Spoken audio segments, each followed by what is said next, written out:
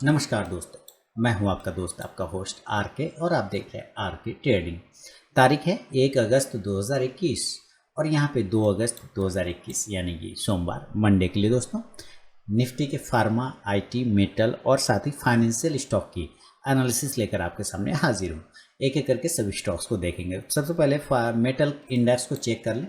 Metal index क्या बता रहा है? मेटल इंडेक्स थोड़ा सा ये बता रहा है कि 48 नीचे की साइड में 5750 को अगर ये ब्रेक करता है 5750 यानी कि अगर ये प्रीवियस डे के लो प्राइस के नीचे निकल जाता है तो कहीं ना कहीं आपको कमजोरी देखने को मिलेगा। लेकिन अगर ये ऊपर की साइड में 5850 को ब्रेक कर जाता है तो फिर ये वापस से पॉजिटिव हो जाएगा और मेटल सेक्टर में और मेटल स्टॉक्स में आपको एक बेहतरीन मूवमेंट भी आगे और मिल सकता है। इसको ध्यान में रख के अगर एपीएल अपोलो को स्टार्ट करें तो एपीएल अपोलो में जितने अपसाइड गया है वहाँ से अब थोड़ा प्रॉफिट बुकिंग देखने को मिल रहा है। नीचे 1700 रुपये के आसपास का 1710 1700 एक इम्पॉर्टेंट सपोर्ट है। इसके ऊपर टिका हुआ है, कोई टेंशन नहीं है। थोड़ी प्रॉफिट बुकिंग लाजमी है, चूँकि हायर जोन पे ट्रेड कर रहा है तो प्रॉफिट बुकिंग आना नेसेसरी है। 1800 के ऊपर अगर एपीएल अपोलो निकलेगा तो 1850 से 1900 के टारगेट मिलेंगे। नीचे अगर ये 1730 को ब्रेक करता है तो 1700 1680 तक के टारगेट दिखा सकता है। अडानी इंटरप्राइजेज की बात करें 1420 के आसपास ट्रेडिंग चल रहा है। एक शॉर्ट कवरिंग आया है और मैंने कहा भी कि अगर इसको ऊपर जाना है तो यही जगह से इसको ऊपर बाउंस करके जाना होगा, जो कि 1450 का लेवल आ रहा है। अगर ये 1450 के ऊपर निकलता है तो 1500 का नेक्स्ट टारगेट आपको अडानी इंटरप्राइजेज में मिलेगा। कोल इंडिया ऊपर जाने के लिए 146 147 148 ये सब रेजिस्टेंस जोन है। ब्रेकआउट करता है तो 150 से 52 और 54 तक के टारगेट कोल इंडिया में भी देखने को मिलेंगे। हिंडाल्को प्रॉफिट बुकिंग आया है, जिस तरह के मूवमेंट अपसाइड में प्रॉफिट बुकिंग आया है, कोई टेंशन नहीं है। नीचे अगर ये कल 440 को ब्रेक करता है थोड़ा शॉर्ट कर सकते हैं 436 से 432 के टारगेट के लिए। ऊपर अगर ये 460 को ब्रेक करे फिर पॉजिटिव हो सकता है 470 से 80 के टारगेट के लिए हिंडाल्को। हिंद जिंक की बात करें तो हिंद जिंक नीचे स्टैंड लाइन के नीचे कमज़ोर हो गया। हालांकि नीचे का सारा लेवल इसने थोड़ा सा चूक गया, 310 तक इसको एक बार आना चाहिए था, नहीं आया है। अभी भी चांस ख़त्म नहीं हुआ, नहीं आने का चांस पूरा बना हुआ है। लेकिन अगर ये 330 के ऊपर निकल गया तो फिर ठीक है, 335 से 40 का टारगेट देगा। नीचे अगर ये 315 अगर ये ब्रेक कर गया तो 310 तक नीचे जो ये लाइन लगा रखा है वहाँ तक आने के चांस बनेंगे। 310 305 और 300 तक का टारगेट दिखा सकता है।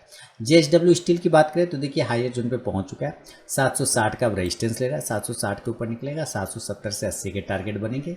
नीचे 730 को ब्रेक करेगा, कमजोर हो जाएगा, 720 तक का टारगेट बन सकता है। जिंदल स्टील ऊपर जाने के लिए कम से कम 450 को ब्रेकआउट करना होगा, देन 460 से 70 के टारगेट मिलेंगे। नीचे एक सपोर्ट है 425 का, अगर वो कट जाता है तो 420 से 15 तक का इंट्राडे टारगेट बना सकता है। मोइल 190 का रेंज आ चुका है तो यहाँ पर शॉर्ट टर्म कॉल था, यहाँ से 195 तक का एक टारगेट जो कि डन हो सकता है, उम्मीद है कल कर दे।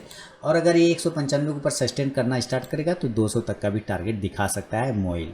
एनएमडीसी की बात कर ले, एनएमडीसी अपसाइड में बहुत ही सही जगह है, कोई दिक्कत नहीं। 186 87 के ऊपर निकलेगा, 190 195 तक के टारगेट मिलेगा। नेशनल एल्युमिनियम की बात करें 96 का इसने हाई लगाया, 96 रुपये का। 96 रुपये के ऊपर निकलने के बाद नेक्स्ट टारगेट 100 होगा। लेकिन अगर ये नीचे 91 रुपये को ब्रेक करता है तो 85 तक का दोबारा से ये टारगेट दिखा सकता है। रत्ना मनी मेटल्स के बारे में बार बार कहा था कि 2100 के ऊपर 2100 के ऊपर निकलेगा तो 2150 से 2200 तक के टारगेट देगा। उम्मीद है आपने प्रॉफिट ज़रूर बुक किया होगा। 30 तारीख को यानी कि फ्राइडे के दिन इसने 2218 रुपये का इसने हाई लगाया।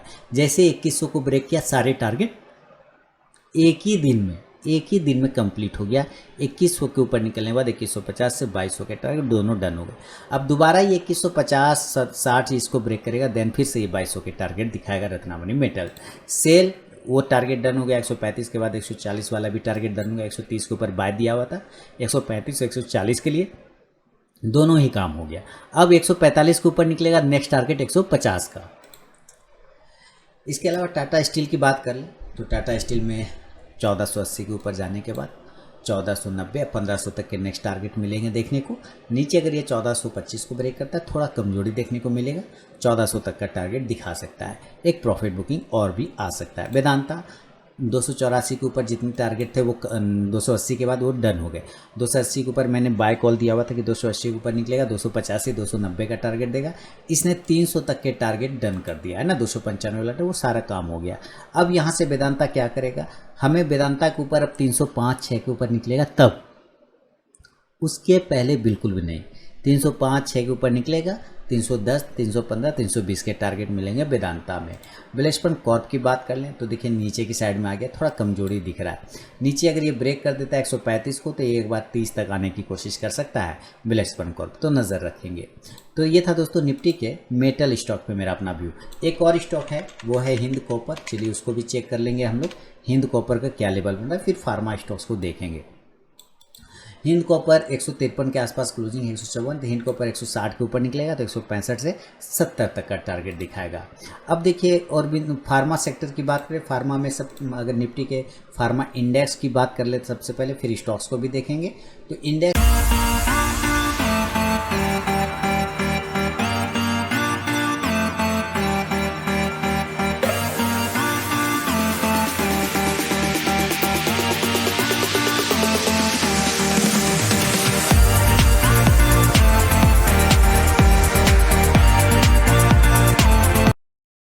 14,425 के आसपास क्लोजिंग करा, एक तेज बाउंस आया है नीचे से, ट्रेंड लाइन के ऊपर क्लोज कर गया। मेरे ख्याल से अगर ये ऊपर दोबारा 14,490, 14,480 अगर ये ब्रेकआउट होता है देन आपको 14,750, 14,800 तक के लेवल फार्मा इंडेक्स दिखाएगा, जिसके वजह से लगभग फार्मा स्टॉक्स में आपको मूवमेंट देखने को मिल सकता है।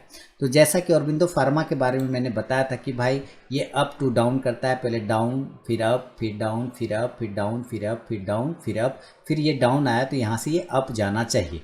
हालांकि उसी हिसाब से ये ट्रेड भी करा, तो यहाँ एक पॉजिटिव सिग्नल दिया है। अगर ऊपर 930 930 के ऊपर अगर ये निकल जाता है देन 940 950 तक के टारगेट आपको ऑरबिंदो फार्मा दिखा सकता है। बायोकॉन की बात कर ले तो बायोकॉन ऊपर जब तक 400 के ऊपर नहीं जाए तब तक कोई पोजीशन नहीं बनाएंगे। 400 के ऊपर जाएगा 410 420 के टारगेट बनेंगे। दोस्तों लाइव मार्केट में कॉल प्राप्त करने के लिए आरके ट्रेडिंग मोबाइल ऐप को डाउनलोड कर सकते हैं गूगल प्ले से, साथ ही टेलीग्राम चैनल पर भी कॉल मिलते हैं जिसका लिंक वीडियो के डिस्क्रिप्शन में दिया हुआ है। कैडला हेल्थ केयर की बात कर रहे हैं, देखिए कैडला हेल्थ केयर 600 का एक रेजिस्टेंस है शॉर्ट टर्म में, 600 के रेजिस्टेंस के ऊपर निकलने के बाद आपको 620 का टारगेट दिखाएगा। सिप्ला अपने इंपॉर्टेंट रेजिस्टेंस जोन 920 के पास में ही है, अब इसका नेक्स्ट टारगेट 940 का होगा। अगर ये ऊपर की साइड में ब्रेक कर देता है 930 को तो 940 से 50 तक के टारगेट आपको दिखा सकता है सिप्ला। एक शॉर्ट कवरिंग बना हुआ है और कुछ भी नहीं है, अभी हमें मंडे को इसका मूवमेंट देखना पड़ेगा। डिवीज लैब की बात करें 4009 ऊपर की साइड में बहुत ही क्रूशल जगह पे 4950 का एक रेजिस्टेंस है, अगर वो ब्रेकआउट हो जाता है 5000 5100 के टारगेट देखने को मिलेंगे। डॉक्टर रेड्डी में कुछ नेगेटिव खबरें आई, बीएमसी ने ऑर्डर कैंसिल कर दिया जिसकी वजह से गिरावट है, पहले से मार्केट के लोगों को पता था जिसकी वजह से ये तेज़ गिरावट देखने को मिला है। तो मार्केट को पहले से बहुत कुछ चीज़ पता रहता है, ये इसने देखिए 5400 से ही गिराया और लास्ट में आके यहाँ पे खबर पता चला 3 दिन के बाद। तो ये चीज़ें होती है, बड़ा पैसा बिग इन्वेस्टर अगर रहते हैं उनको कहीं ना कहीं इंटरनल कुछ खबरें होती है जिसके वजह से चीज़ें देखता है चार्ट पर, चार्ट जो है पहले रिएक्ट कर जाता है। अब जब तक ये 4900 के ऊपर नहीं निकले 4900 के ऊपर तब तक थोड़ा पोजीशन बनाना रिस्की है। तो 4900 के ऊपर निकलेगा देन 5000 के टारगेट दिखाएगा। ग्लेनमार्क फार्मा की बात कर लें, ठीक सारे फार्मा स्टॉक्स में एक बाउंस आया है, सिर्फ शॉर्ट कवरिंग किया गया, फ्रेश मूवमेंट कुछ भी नहीं है। अगर ग्लेनमार्क फार्मा ऊपर 615 के ऊपर निकलता है 620 625 630 के टारगेट मिलेंगे।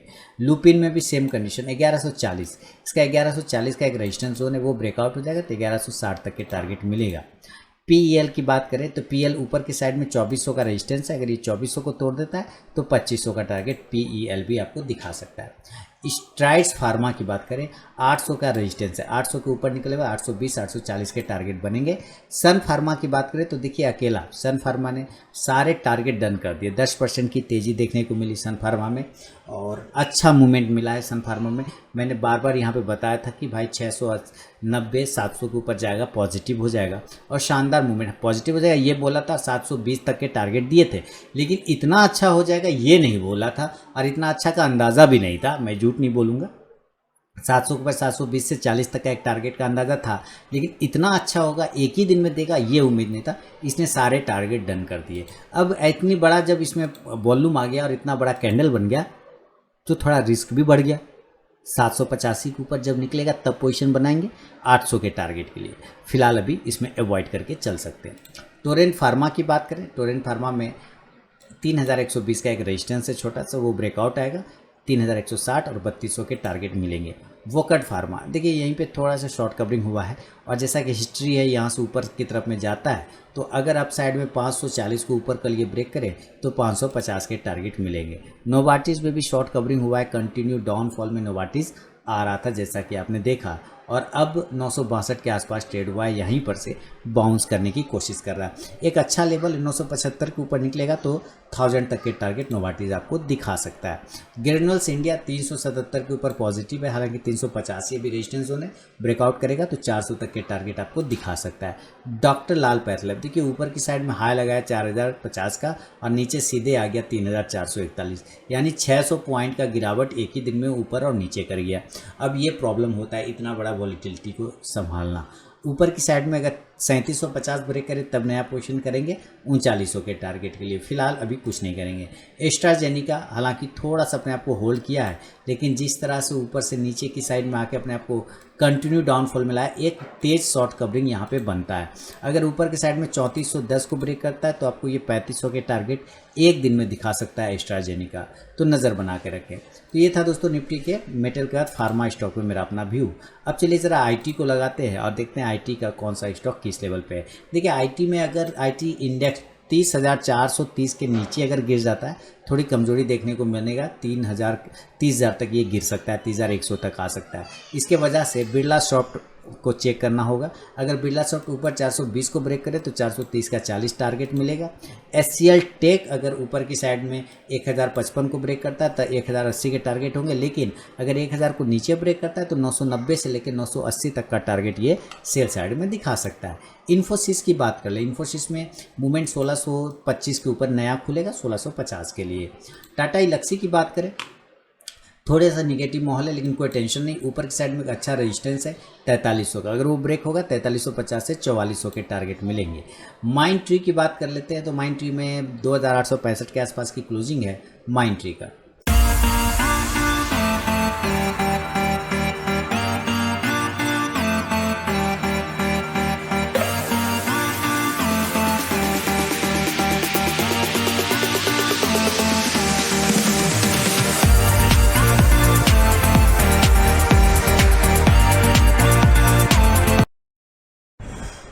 माइंड ट्री अगर ये नीचे की साइड में 2790 को ब्रेक करते तो थोड़ा कमजोर हो जाएगा और ये 2700 तक आने के चांस बनाएगा, लेकिन अगर ऊपर 2900 को ब्रेक करता है तो 3000 के टारगेट दोबारा से दिखा सकता है।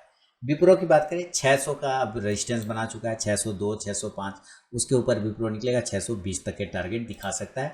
टेक महिंद्रा 1200 का लेवल आ चुका है इसका, काफ़ी दिनों के बाद टेक महिंद्रा उस लेवल को अंततः जो इसका एक्चुअल होना चाहिए प्राइस, वो प्राइस इसको मिल गया, मार्केट ने इसको दिया। ऊपर की साइड में जो सपोर्ट इसका बन रहा है वो बन गया 1160 रुपये का।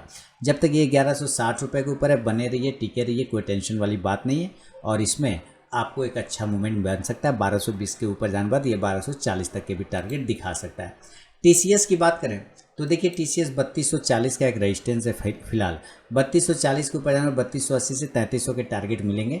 3400 का ऊपर निकल गया अगर फाइनली तो ये आपको बहुत ही जल्द 3600 3700 3800 तक के टारगेट निकाल के दिखा देगा अगर 3400 के ऊपर निकल गया तब।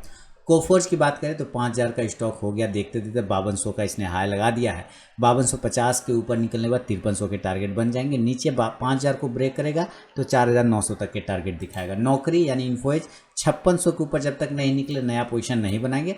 रिसेंट में अगर ये 5400 को ब्रेक करे तो पोजीशन बनाएंगे 5500 के लिए। एलटीआई इन्फोटेक की बात करें 4750 के ऊपर निकलेगा, 4800 के टारगेट बनाएगा। एम्फासिस की बात करते हैं तो एम्फासिस 2600 के आसपास है और 2700 का एक रेजिस्टेंस है। 2700 के ऊपर अगर ये निकलता है तो 2800 का टारगेट, और नीचे की साइड में अगर ये 2550 को नीचे ब्रेक करता है तो कमजोर हो जाएगा, 2500 तक का टारगेट दिखा सकता है। जस्ट डायल की बात करें तो जस्ट डायल ऊपर जाने के लिए कम से कम 980 का लेवल ब्रेक करेगा, 1000 तक का टारगेट जस्ट डायल भी दिखाएगा। हैप्पीएस्ट माइंडसेट की बात करें तो 1360 के आसपास ट्रेड कर रहा है। देखिए ठीक ठाक है स्टॉक, 1400 के ऊपर निकलेगा तो 1450 तक का एक टारगेट आपको हैप्पीएस्ट माइंड में देखने को मिलेगा। अब दोस्तों ये था निफ्टी के मेटल के बाद फार्मा, उसके बाद आईटी स्टॉक के एनालिसिस। अब जरा फाइनेंशियल स्टॉक के एनालिसिस करेंगे और देखेंगे कौन सा फाइनेंशियल स्टॉक किस लेवल पे खड़ा है। बजाज फिनसर्व के साथ स्टार्ट करें। फिर से याद दिला दूंगा अपने नए व्यूअर को कि लाइव मार्केट में कॉल प्राप्त करने के लिए आरके ट्रेडिंग मोबाइल ऐप को डाउनलोड कर सकते हैं गूगल प्ले से। साथ ही टेलीग्राम चैनल पे भी कॉल मिलते हैं जिसका लिंक वीडियो के डिस्क्रिप्शन बॉक्स में दिया हुआ है। देखिए बजाज फिनसर्व की बात करें तो इसने 14,000 लगभग 15,000 मान के चलिए 15,000 का इसने हाई लगा दिया लगभग। अब ये ऊपर रजिस्टेंस 14,625 का ले रहा है। अगर वो ब्रेक करेगा देन 14,900 का टारगेट, और अगर ये नीचे ब्रेक करेगा 14,150 को तो ये वापस 14,000 का टारगेट सेल साइड में दिखा सकता है। बजाज फाइनेंस की बात कर लें तो बजाज फाइनेंस थोड़ा सा कमजोरी अभी भी है। 6,200 के नीचे निकलने पे ये आपको 6100 तक के टारगेट दिखा सकता है बजाज फाइनेंस।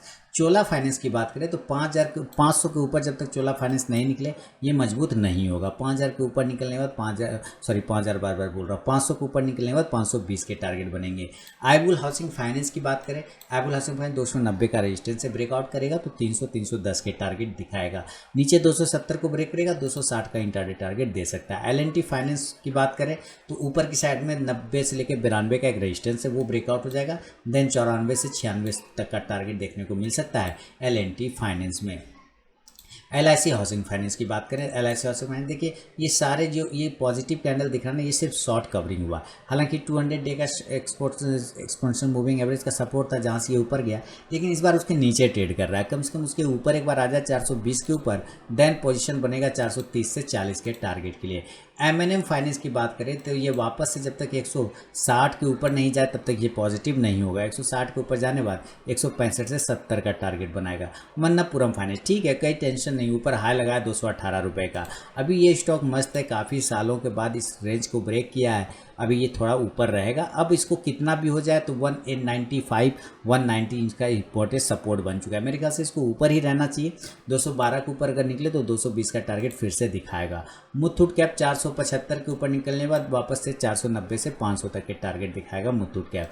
मुथूट फाइनेंस की बात करें तो 1554 के आसपास क्लोजिंग चल रहा है। 1500 के ऊपर यानी अब 1600 का रेजिस्टेंस है, 1600 के जब तक ऊपर नहीं निकले तब तक पोजीशन क्रिएट नहीं करेंगे। ऐसा ट्रांसफिन ठीक ठाक है, 1425 के ऊपर निकलना 1455 से 1475 तक का टारगेट मिल सकता है। तो ये था दोस्तों। हालांकि देखिए इसमें भी बहुत अच्छा लेवल है, अगर नीचे छोटा स्टॉप लॉस लगा 1350 की स्टॉप लॉस के बाद बाय का पोजीशन करके शॉर्ट टर्म में ट्रेड किया जा सकता है। तो ये था निफ्टी के मेटल, फार्मा, आईटी और फाइनेंशियल स्टॉक पे मेरा अपना व्यू। अगर पसंद आया हो तो कमेंट करके मुझे ज़रूर बताएं, और लाइव मार्केट में कॉल प्राप्त करने के लिए आरके ट्रेडिंग मोबाइल ऐप को डाउनलोड कर सकते हैं। मिलता हूँ नेक्स्ट वीडियो में, तब तक के लिए बहुत बहुत धन्यवाद।